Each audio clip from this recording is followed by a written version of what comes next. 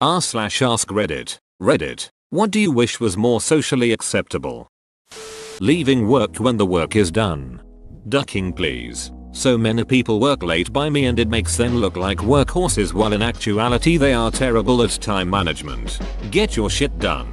Go have a life. And screw the glares you get for walking out at a reasonable time. Yeah, I leave at 5:30 on the dot most days. There have been a few days where I am a little late but never after 6. Other people have stayed till 8. And I get looked down on because of it. But I am early every day when most others are late, so I couldn't care less. Out of curiosity, what field do you work in? I'm in an industry where I can regularly get my work done by 3 if I work steadily most days. But a big part of my job is being available if people call. Granted, I have a pretty decent amount of freedom in that I'm not glued to my desk and I can walk around and talk if I'm not busy. I just don't understand what fields there are that people are staying longer than they need to without just being lazy throughout the day. Saying I like you, but I'm actually really tired right now and not looking for a conversation. That poor cat. I once surprised that cat in the act of tugging my wallet out of my work pants pocket.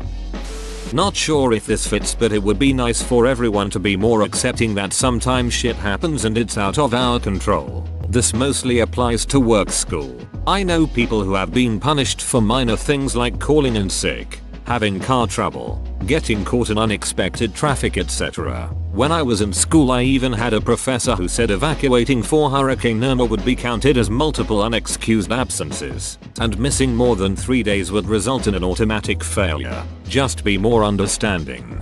Bet that went down well with the students. LOL. Oh yeah, I know at least a few of them posted the email he sent on the university Facebook page. A day after the university ended up closing down for a week when the hurricane started heading directly towards our city. So at least he didn't get to follow through with his threats. LOL. I hope the university docked his pay for not showing up to work unexcused. Giving money as a present. I got bills to pay. I can't pay them with an Amazon gift card. I got bills to pay. I got mouths to feed. There ain't nothing on this world for free. I need to stop getting needlessly excited for Borderlands 3. I'm really into laying down on the ground floor. I stopped giving ducks about that. Recently spent 14 hours waiting for a friend to get out of surgery. Duck those waiting room chairs. I was laying on the floor. By the time I left, I had other people doing the same. Comfy and an effective protest. Nice. Midday nap at work. So many times I'd just love to put my head down on my desk for 15-20 and just doze for a quick refresher, but it would look like I'm blowing off work. I mean, most jobs do allow you 15-minute breaks, especially if you're a smoker. It's just a matter of finding a place to sleep.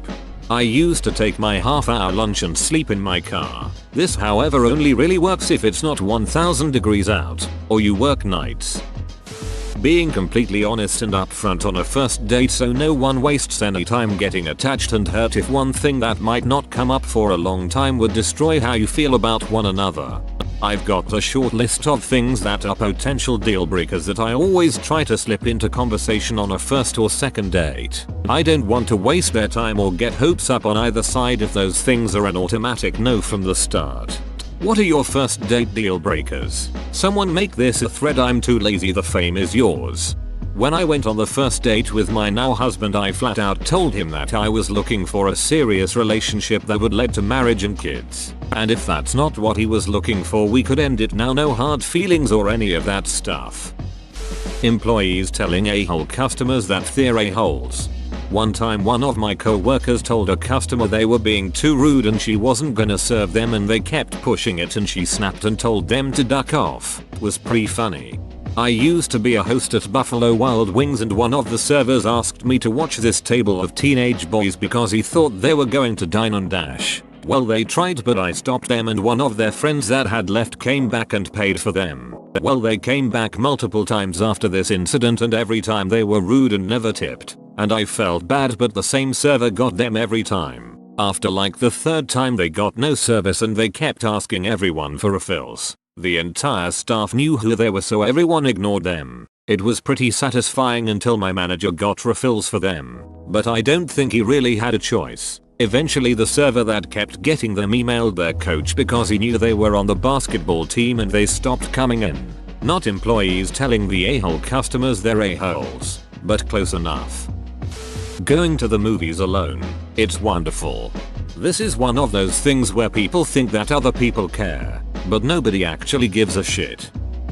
Working a job that is considered low at skill, having a bachelor's degree. I have a good degree and bartend. When people find out they always ask, why are you bartending if you went to college, or what do you plan to do next? Like they look down on me for a choice I make. I make good money, have health insurance, and work 32 hours a week. It's not a bad lifestyle if you think about it. Used to work at a bar in college, unfortunately wasn't able to make it to bartender, but the hours were rough. It really puts you on a different schedule from regular 9-5 workers. While I don't work in the service industry, I do work night shift. Some people really look down on you for working nights, which I don't get. Someone has to. You have an issue and need it fixed before people are coming in on days. Sure, I'll get it done. Same person ends up calling at 2 PM, which is right in the middle of my deep sleep, and beaches that they can't get a hold of me. Well shit son. You can have one or the other, can't have both. Talking about your salary. Keeping that shit quiet doesn't benefit anyone but the people signing the paychecks.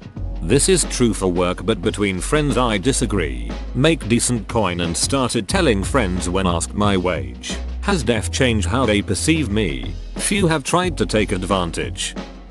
Paternity leave. My wife just had a child and I had to take vacation time for the days we were in the hospital. Expected to be back in the office immediately upon release from the hospital.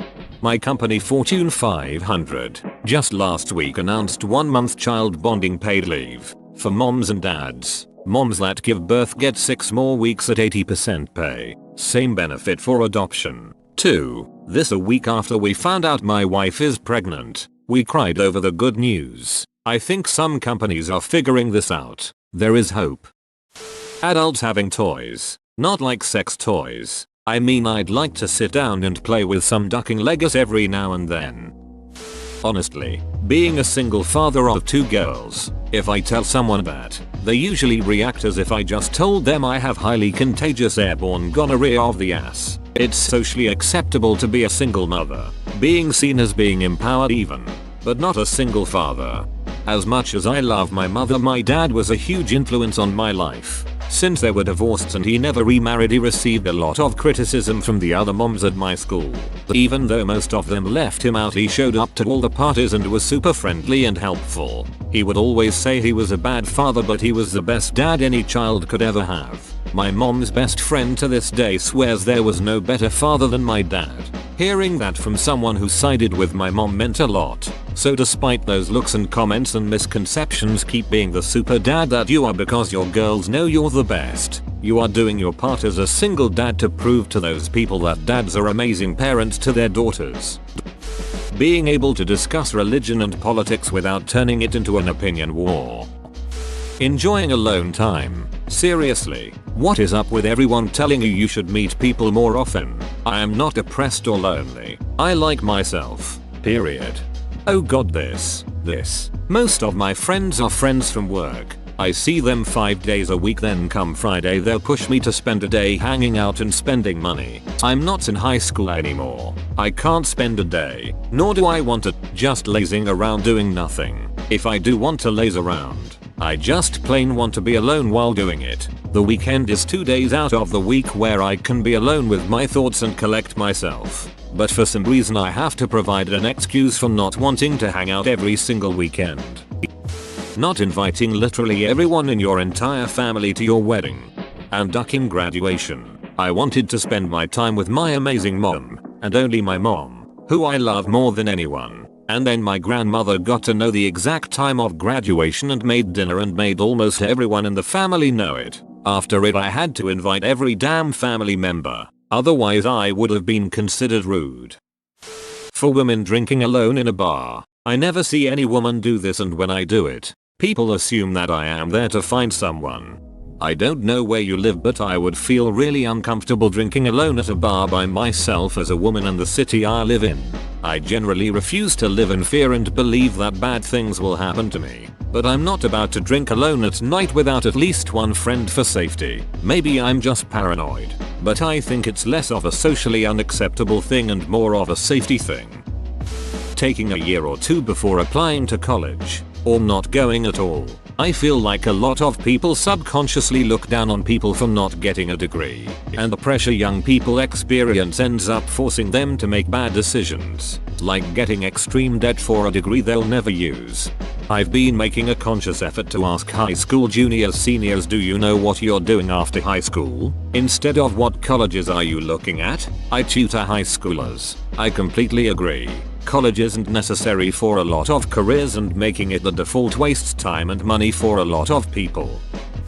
Making emergency clothing adjustments. I know it looks bad, but what's worse? Me dealing with it now or just letting it drop to my ankles? Duck off. I don't know what that last part means, but I for one am very sick of dealing with riding up underwear pinching my ballsack and being unable to adjust without women noticing. Commando. Problem solved. Mental health sick days. Yes, even sick days in general. Where I work, any call-in for any reason is one step closer to a first write-up. It only takes 2 or 3. Dressing up as a knight and running around the street calling people a heretic. Men enjoying girly things, like fruity umbrella drinks and fancy strawberry lotion and such. I got my boyfriend a bouquet of roses once and he was genuinely touched, and said no one has ever gotten me flowers before. I mean seriously, who made up the rule that men can't enjoy pretty things, tastes and smells? The girl drink thing is absurd to me. I drink a man's drink, like beer. Well, you're drinking bitter barley juice at 5% alcohol content, while I'm here getting hammered on 5 different kinds of 80 proof that also tastes like pineapples. I objectively have the superior option. My cat will just lock his legs and then keels over and plays dead if he wants to get out of a situation. Also hides under cupboards and couches when he meets new people. Cats do a lot of things that humans cannot because they're restrained by social convention.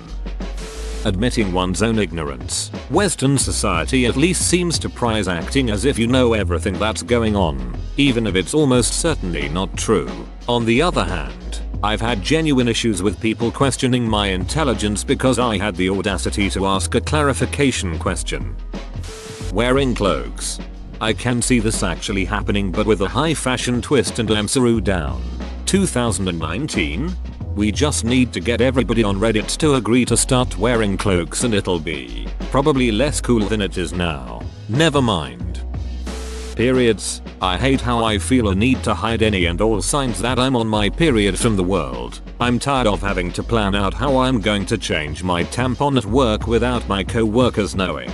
I stopped hiding it because their discomfort is their problem, not mine. I have no problem stopping to talk to someone on the way to the bathroom with a tampon in my hand, not up my sleeve. I think that the more of us that stop hiding it, the less taboo it will be. I've honestly found that most people don't care past the initial "that's unusual" glance and then they move on from it. Some people may get upset, but I don't even hide them in my classroom. I teach kindergarten and I have no time to go hiding my tampon as I walk to the bathroom, because I have about 30 seconds to get in and out so they're not unsupervised. None of the kids care. Most don't know what it is. There's nothing sexual or dirty about periods, so it shouldn't be something we need to intentionally hide from them.